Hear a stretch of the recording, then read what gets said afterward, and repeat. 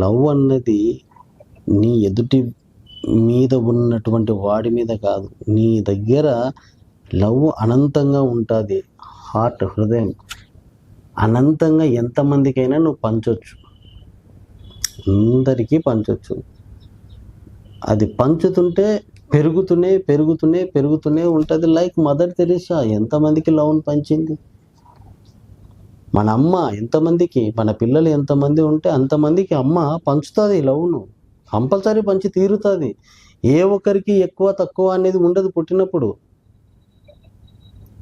నడక నేర్చుకునేంత వరకు తల్లి ప్రేమ సరిసమానంగానే అందరికీ ఉంటుంది. నువ్వు కూడా అలానే నీ లోపల ఉన్నట్టు ప్రేమను అందరికీ సరిసమానంగా పంచ. నీ చుట్టుపక్కల ఎవరైతే ఉంటారో, నీకు అందుబాటులో ఎవరైతే ఉంటారో వాళ్ళందరికీ కూడా సరైన విధంగా సమానంగా ప్రేమను పంచగలిగితే